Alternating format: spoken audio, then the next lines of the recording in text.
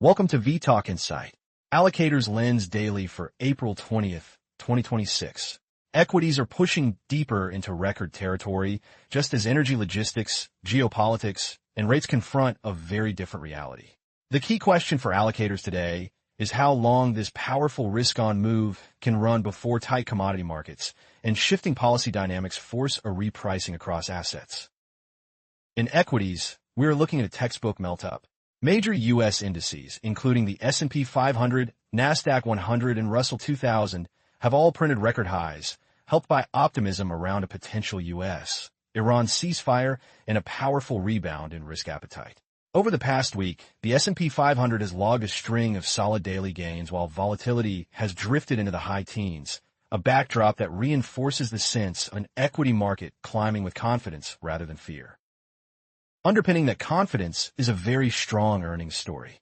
Early in the season, reported earnings growth is running around the mid-teens, and forward estimates point to roughly high teens growth over the next year, which would mark a sixth straight quarter of double-digit gains. AI remains the core narrative, with semiconductors and the broader compute supply chains seeing no visible cracks, and hyperscalers like Microsoft and Amazon expected to show growing monetization. Even after the rally, tech valuations have cooled from multiples in the 30s to the low 20s, which many see as more defensible given the growth profile.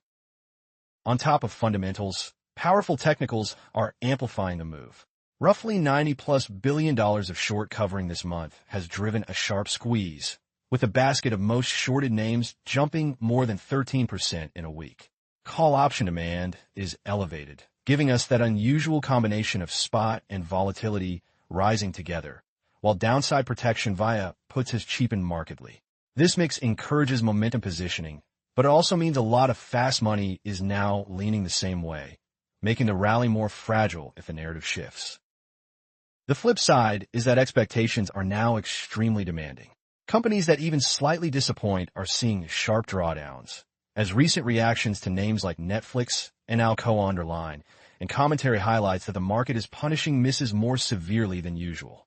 There are also questions about how much further equities can advance without a more dovish central bank stance, given still elevated yields and the prospect that oil or fertilizer shocks could feed back into inflation and margins.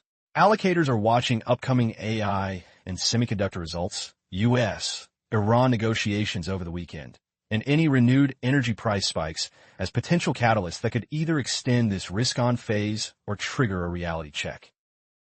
Turning to rates, the surface picture still looks calm. The 10-year U.S. Treasury yield has been remarkably stable around the mid-4% area for much of the past year, with many desks expecting a trading range roughly between 4.25% and 4.75%. Front-end yields have dipped a few basis points as geopolitical volatility has eased, yet investors can still lock in around the mid-6% area on short-dated, high-quality paper, which explains the ongoing interest in the front and belly of the curve. Beneath that calm, the policy and term premium story is messy. Market hopes for aggressive rate cuts have been largely unwound, and some see scope for the Federal Reserve to consider modest easing later in the year as sequential inflation slows after the second quarter. At the same time, others argue that cutting into an environment of strong growth, large fiscal deficits, and robust corporate earnings risks fueling an inflationary boom. Frequent supply shocks and persistent price pressures are expected to push risk and term premia higher over time, and several voices describe current 10-year yields as too low relative to nominal growth. There are also low-probability, high-impact scenarios on the radar.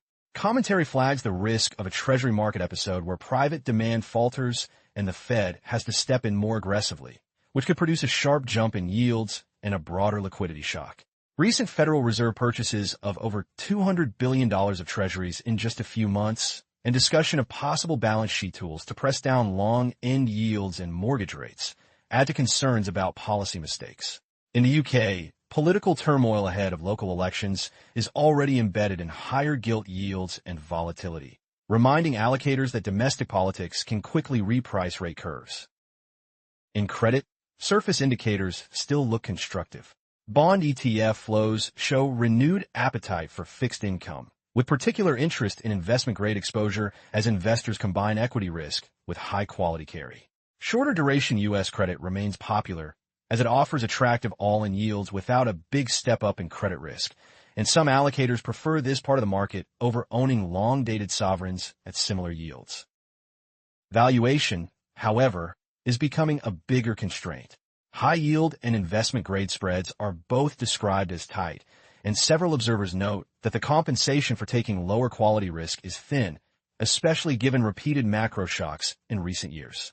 Some argue that, relative to equities where earnings growth is concentrated, credit now offers a less compelling upside versus downside trade-off, and historic experience suggests that spreads at these levels have not always protected investors when growth or inflation surprises hit. Most of the unease sits in private markets. Major banks trading credit default swaps on flagship private credit funds, alongside reports of redemption limits and liquidity constraints, point to rising concern about how these vehicles might behave in a real stress scenario. As banks and insurers increase their exposure to semi-liquid credit strategies, correlations with public markets can rise just when diversification is needed most. That is why many are nudging towards shorter duration, higher quality credit, and watching closely for any signs that private market strains are spilling back into bank funding or public spreads. In foreign exchange, the dominant story is a softer dollar. The safe haven rally that followed recent conflict headlines is now fading as ceasefire prospects improve and global risk appetite returns, with a broad dollar index trending lower over the past 2 weeks.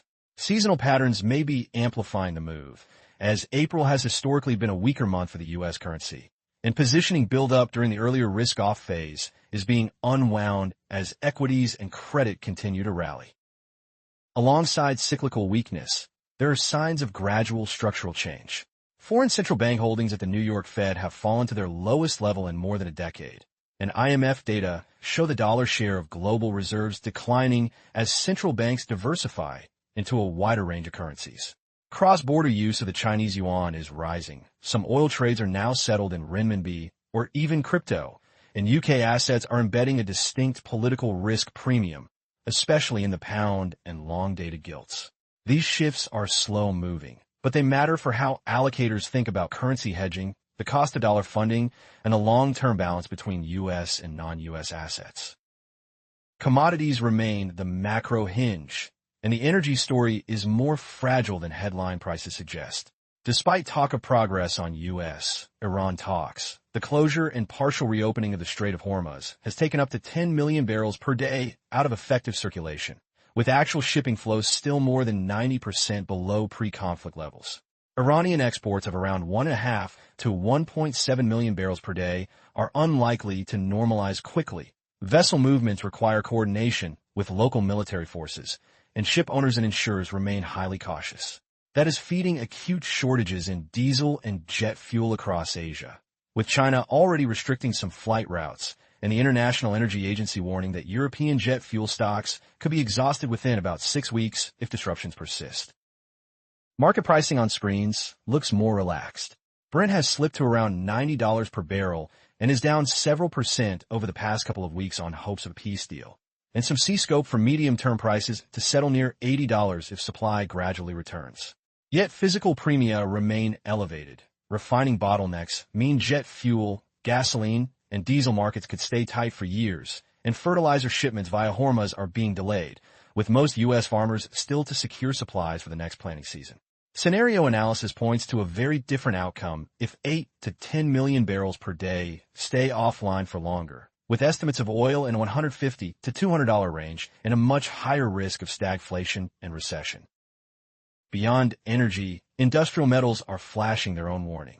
The main London index has climbed nearly 12% in 4 weeks, led by aluminium, and one major producer has missed earnings despite a roughly 50% rise in aluminium prices because of shipping disruptions and bad weather. That highlights a broader theme running through commodities.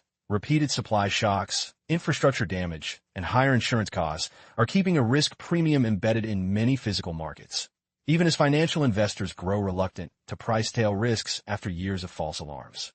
For allocators, this gap between calm screens and stressed physical markets is a key tension to monitor, especially given its potential to spill back into inflation, rates, and ultimately the equity and credit stories we discussed earlier. Pulling it all together, we have an equity complex priced for very strong growth, powered by AI, robust earnings, and powerful technicals, while rates and FX signal a modestly easier macro backdrop with a softer dollar and range-bound yields. Credit provides carry, but with tight spreads and growing questions around private market liquidity, and commodities are the outlier, where physical energy, metals, and fertilizer markets are far tighter than headline prices suggest. For cross-asset allocators, the main tension is between a risk-on narrative in listed assets and a still fragile real economy shaped by geopolitics, shipping choke points, and policy uncertainty.